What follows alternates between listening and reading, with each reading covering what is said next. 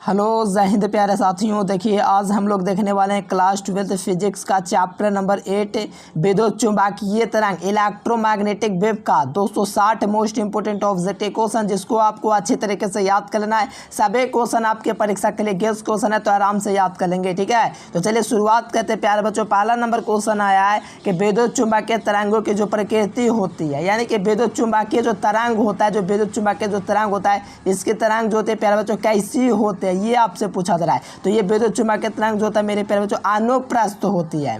ठीक है, तो यहाँ से आप लोगों को याद रखना, ए नंबर इसका सही जवाब हो जाएगा अनुप्रस्थ। अगला क्वेश्चन देखिए, सेकंड नंबर का आ रहा है प्यारे बच्चों, किसकी महत्तम वेदन क्षमता होती है। देखो सबसे महत्तम वेदन क्षमता जो होता है गामा किरण का होता है। क्यों? तो देखो पहला बात तो आपको याद रखना, गामा किरण का जो तरंगदैर्घ्य होता है सबसे कम होता है, आवृत्ति सबसे ज्यादा अधिक होता है। और महत्तम वेदन क्षमता जो होता है वो गामा किरण का ही होता है। और गामा किरण जो होता है ना एक्स किरण के जैसा ही होता है।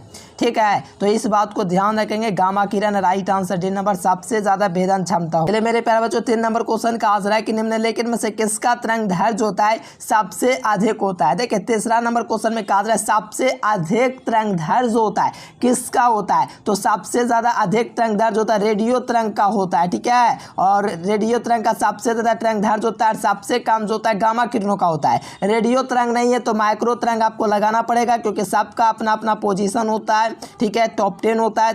ठीक है, 7-8 को होता है आपका तरंग प्यारे बच्चों। तो इसमें माइक्रो तरंग जो जगह यहाँ पर ऑप्शन के अकॉर्डिंग सबसे कम तरंगदैर्घ्य है। ठीक है, राइट आंसर ए नंबर। और सबसे अधिक जो होता है प्यारे बच्चों रेडियो का होता है, सबसे कम जो होता है गामा किरण का होता है। अगला क्वेश्चन देखिए 4 नंबर, गामा किरणों की तरह ही होता है। तो गामा किरणों की तरह ही आपका एक्स किरण होता है मेरे प्यारे लाल। ठीक है, एकदम से याद कर लीजिए, काफ़ी ज़्यादा इंपॉर्टेंट क्वेश्चन है आपके परीक्षा के लिए। अगला क्वेश्चन देखिए कहा जा रहा है कि एक्स किरणों का तरंगदैर्घ्य कितना होता है। तो एक्स किरणों का जो तरंगदैर्घ्य होता है वो 1 इंस्टोग्राम होता है। क्या होता है? 1 इंस्टोग्राम होता है। तो राइट आंसर ए नंबर। अगला क्वेश्चन 6 नंबर का आ रहा है कि निम्नलिखित में से किसका उपयोग पौधा घरों में होता है। देखिए मेरे प्यारे लाल, किसका उपयोग पौधा घरों में किया जाता है? अवरक्त किरणों का। देखिए सबसे ज़्यादा जो पौधा घर में यूज होता है वो क्या होता है? अवरक्त किरणों का यूज होता है मेरे प्यारे लाल। राइट आंसर जो है ना वो आपका डी नंबर हो जाएगा। अवरक्त किरणों का यूज पौधा जो घर होता है, पौधा ये सब चीज़ देखने में अवरक्त किरण का यूज़ किया जाता है। देखो विद्युत चुंबकीय तरंग नहीं है, देखो ट्रिक भी मैं पहले दे रखा हूँ और आपको पढ़ा भी रखा हूँ विद्युत चुंबकीय तरंग के बारे में, कौन कौन विद्युत चुंबकीय तरंग है कौन कौन नहीं है, इसके लिए स्पेशल से वीडियो बना दूंगा। ठीक है, ट्रिक के साथ। ऐसे देखो प्रकाश तरंग विद्युत चुंबकीय तरंग है, एक्स किरण विद्युत चुंबकीय तरंग है, अवरक्त किरण में विद्युत चुंबकीय तरंग है। लेकिन ध्वनि तरंग जो है ये आपका कभी विद्युत चुंबकीय तरंग नहीं हो सकता है। ठीक है, तो राइट आंसर सी नंबर होगा। बहुत बार परीक्षा में पूछा ये क्वेश्चन।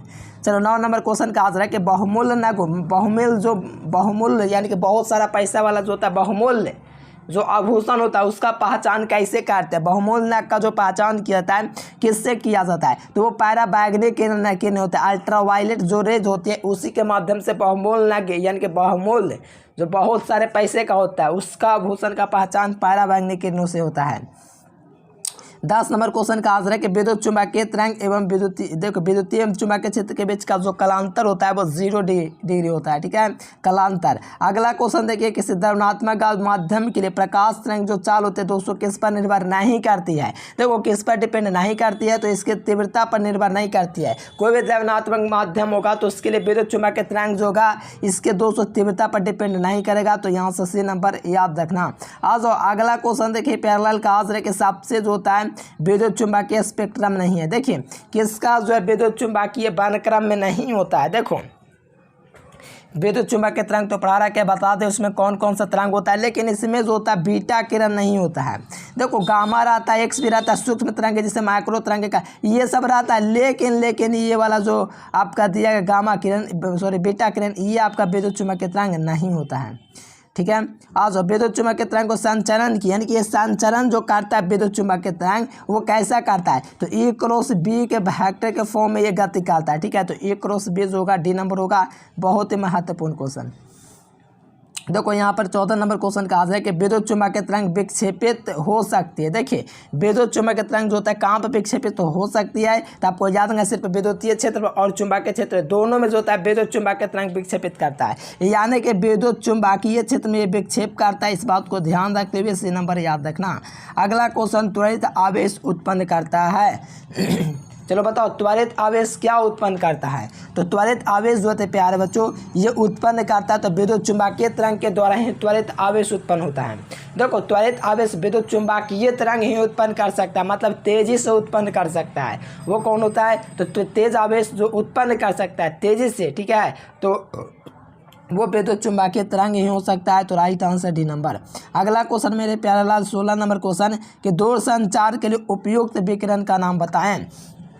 तो दूर संचार जो होता है उसके लिए जो विकिरण होता है प्यारे बच्चों उस दूर संचार के लिए क्या होता है, तो दूर संचार के लिए माइक्रो तरंग जो होता है यही विकिरण का यूज़ किया जाता है। किसका, तो माइक्रो तरंग, ठीक है, ये जो होता है दूर संचार के लिए यूज़ होता है। तो यहाँ से याद रखना प्यारे बच्चों माइक्रो तरंग, राइट आंसर डी नंबर।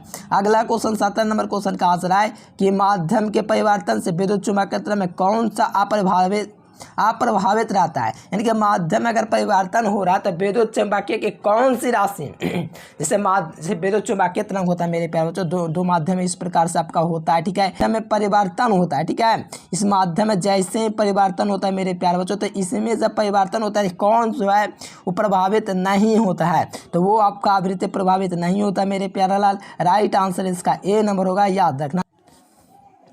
देखो कौन तापीय प्रभाव उत्पन्न करता है, देखिए तापीय प्रभाव कौन उत्पन्न करता है, तो आपको याद रखना अवरक्त किरण जो होता है इंफ्रारेड, ये जो होता है तापीय प्रभाव को उत्पन्न करता है। तो राइट आंसर बी नंबर। अगला क्वेश्चन 19 नंबर का आंसर है कि गामा ने परमाणु, देखिए गामा रे जो होता है यहाँ पर रे होगा कि नहीं, गामा रे, ठीक है, परमाणु, ठीक है, किस विषय के रूप में जानकारी देते हैं। गामा रे जो होता है परमाणु के किस विषय की जानकारी देता है, जो गामा रे जो किरण होता है, गामा किरण जो होता है मेरे प्यारे लाल ये परमाणु के किस विषय की जानकारी देता है, तो ये नाभिक के बारे में दोस्तों जानकारी देता है। तो इस बात को ध्यान रखना क्योंकि नाभिक के विखंडन से ही गामा किरण का उत्पत्ति होता है।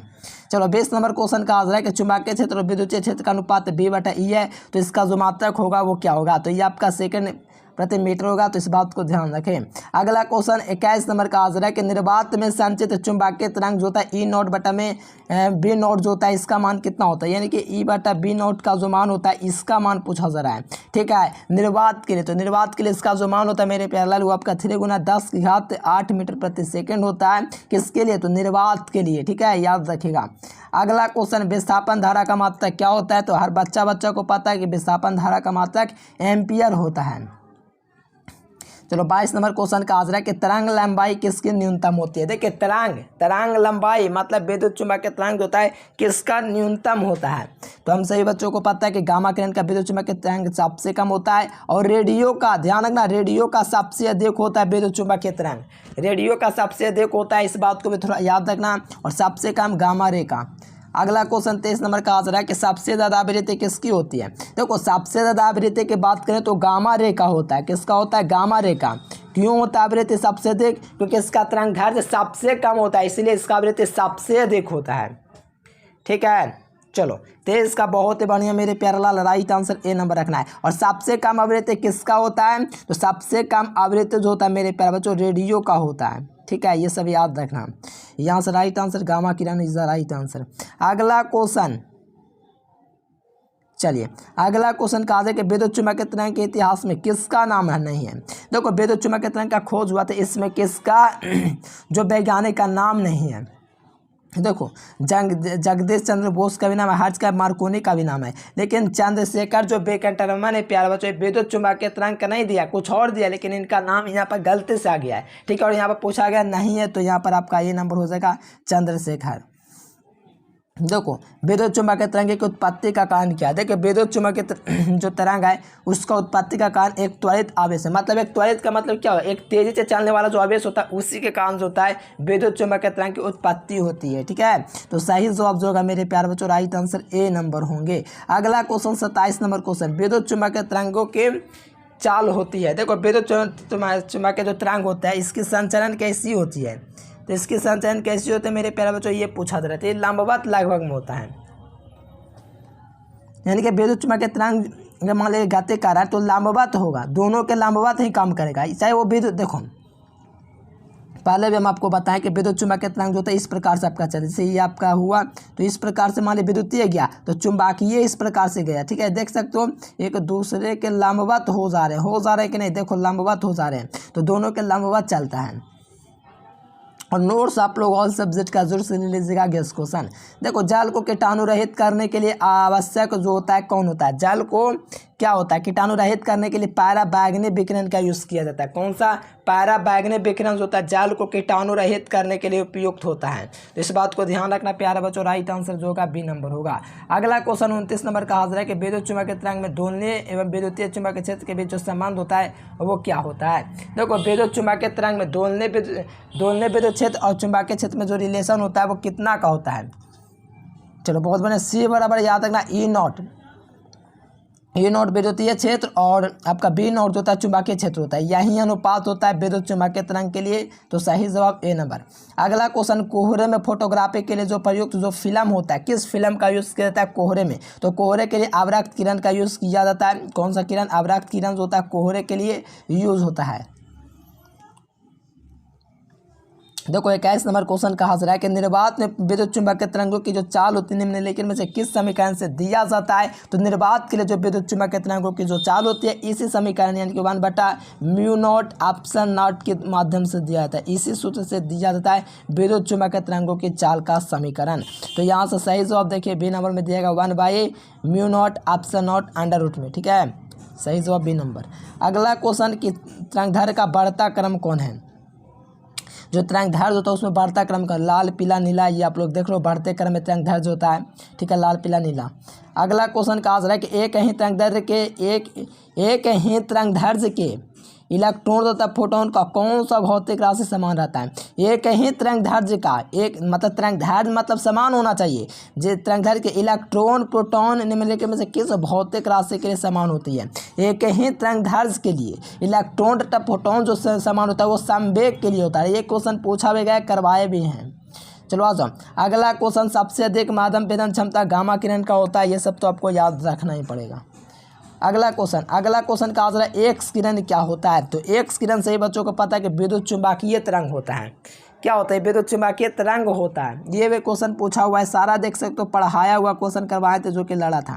देखो दृश्य स्पेक्ट्रम में किसका तरंग, देखो यदि हम देख सकते हैं जो कि अब दृश्य होता है, ठीक है, इसमें जो तरंगदैर्घ्य जो होता है मेरे प्यारे बच्चों किसका अधिक होता है। तो लाल रंग का होता है। अगला क्वेश्चन का आंसर है कि विद्युत चुम्बकीय तरंगों का दोलन जो होता है कैसा होता है। देखो विद्युत चुम्बकीय दोलन कैसे करता है विद्युत चुम्बकीय तरंग, तो विद्युतीय चुम्बकीय क्षेत्र दोनों में करेगा। अभी हम आपको बताएं मेरे प्यारे, तो इस बात को ध्यान रखना, दोनों में दोलन करेगा, ठीक है। अगला क्वेश्चन 38 नंबर का आंसर है कि कृत्रिम भोग उपग्रह के लिए संचार में प्रणाली के लिए किन तरंगों का प्रयोग किया जाता है। तो किन तरंगों का, तो माइक्रो। देखो कृत्रिम भोग उपग्रह के लिए किन संचार का उपयोग किया जाता है। माइक्रो तरंग इसके लिए यूज़ किया जाता है। किसके लिए? तो कृत्रिम भोग उपग्रह के लिए। अगला क्वेश्चन 39 नंबर क्वेश्चन का आंसर है कि विद्युत चुम्बकीय क्षेत्र में विक्षेपित नहीं होती है। देखिए विद्युत चुम्बकीय क्षेत्र में कौन विक्षेपित नहीं होती है, तो वो गामा किरण जो होता है। कभी विद्युतीय क्षेत्र में विक्षेपित नहीं हो सकता है, बात को ध्यान रखें। अगला क्वेश्चन बिट्टा क्षय उत्पन्न करता है तो समस्थानिक उत्पन्न करता है, ठीक है। क्या करता है? तो बिट्टा क्षय उत्पन्न करता है तो समस्थानिक। तो सही जवाब बी नंबर। ये क्वेश्चन 2020 के मॉडल पेपर में आया था। देखो तेजी से चलने वाला बीटा किरण जो होता है इलेक्ट्रॉन होता है। तेजी से जो मूव करता है, एकदम तेजी से मूव करता है, त्वरित चलता है, तो वो आपका इलेक्ट्रॉन होता है। अगला क्वेश्चन ध्वनि तरंग जो होता है। देखो ध्वनि तरंग अनुदैर्घ्य होता है। ध्वनि तरंग कैसा होता है? अनुदैर्घ्य। और प्रकाश आपका अनुप्रस्थ होता है। देखो प्रकाश पूछा तो अनुप्रस्थ तरंगे हो जाएगी। कैसी हो जाएगी? अनुप्रस्थ तरंगे। देखो यहाँ पर कहा जा रहा है कि ध्रुवन हो सकता है, निम्नलिखित में से किसका ध्रुवन हो सकता है। तो देखो किसका ध्रुवन हो सकता है, तो विद्युत चुम्बकीय तरंगों का ध्रुवन हो सकता है। मतलब कि इसको पोलराइज कर सकते हैं, ध्रुवन इसको कर सकते हैं, ठीक है। आ जाओ अगला क्वेश्चन, नाभिक में ऊर्जा परिवर्तन के कारण से बच्चों को पता है कि गामा किरण का उत्पन्न होता है। ये चैप्टर में भी आपको पढ़ाए थे, अच्छे तरीके से सारा बताए हैं गुण में। चलो तो बेतारी संचार का आविष्कार किसने किया था। तो बेतारी संचार का आविष्कार करने वाला वैज्ञानिक मार्कोनी था। कौन था? मार्कोनी। चलो अगला क्वेश्चन एक्स किरणें बनी होती है, तो एक्स किरण जो होता है विद्युत चुंबकीय तरंगों के विकिरण से बना होता है एक्स किरण। अगला क्वेश्चन कहा जा रहा है कि प्रकाश में निर्वात की चाल आपका सी है और चुंबकशीलता म्यू नॉट है और विद्युतशीलता एप्सिलॉन नॉट है, तो इसका रिलेशन होता है क्या होता है। देखो प्रकाश की चाल सी और चुंबकशीलता म्यू नॉट और परावैद्युता अगर आपका एप्सिलॉन नॉट है, अगर रिलेशन की बात किया जाता है तो एप्सिलॉन नॉट यानी कि आपका दोस्तों परावैद्युता और चुंबकशीलता म्यू नॉट, ठीक है, और साथ में प्रकाश की चाल सी है उसका ये जो होता है 1 के बराबर होता है। यहाँ से मिलाइए तो आपका हाँ सी नंबर में दिया गया, तो इस बात को याद रखना रिलेशन को। इसकी विमाएँ पूछा जा रहा है, तो इसके विमा जो होता है टी की घात आपका 2 होता है, एल की घात -2 होता है, तो इस घात इसको थोड़ा याद रखना, ठीक है। अगर यहीं पर अगर उलट के पूछ जाएगा एप्सिलॉन नॉट म्यू नॉट तो इसका उल्टा हो जाएगा, टी की घात -2 हो जाएगा, एल की घात 2 हो जाएगा, इस प्रकार से, ठीक है। तो ये नंबर होगा बीमा, याद रखना।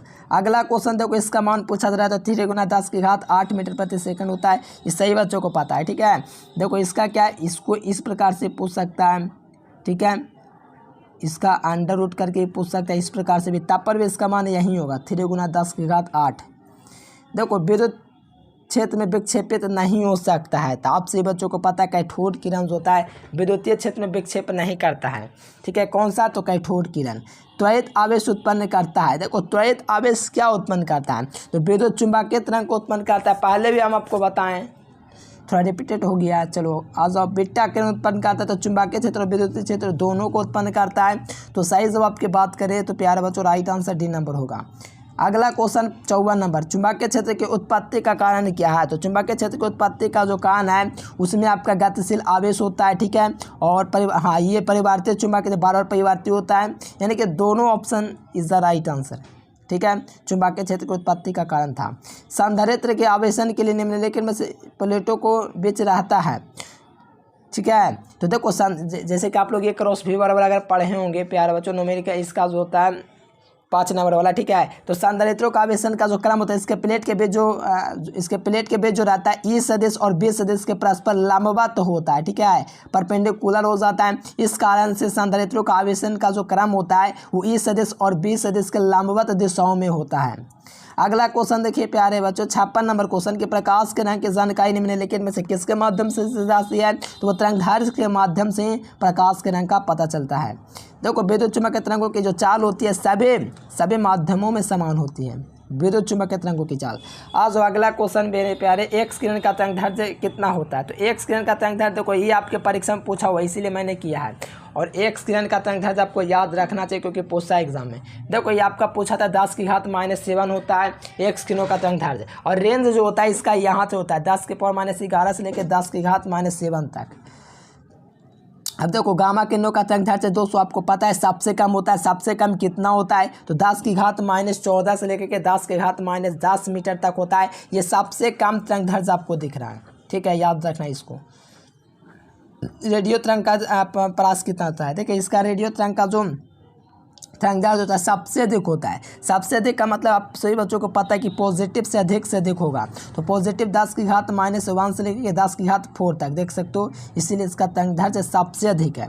लास्ट क्वेश्चन, गैसों को आयनित कर सकता है, तो वो आपका गामा रे कर सकता है, ठीक है। चलो प्यारे बच्चों वीडियो पसंद है तो लाइक सब्सक्राइब कर देना मेरे प्यारे बच्चों, और साथ में नोट्स आप लोग ऑल सब्जेक्ट का ले लेना क्योंकि इसमें चैप्टर वाइज ऑब्जेक्टिव क्वेश्चन साथ में गेस्ट क्वेश्चन सारा चीज़ मिलेगा, और साथ में एग्जाम तक हेल्प किया जाएगा। अच्छे तरीके से पढ़े, बेहतर अंक प्राप्त कीजिए। चलिए प्यारे बच्चों आज के फिलहाल इतना ही पर विदा। Thanks for watching this video. जय हिंद, वंदे मातरम।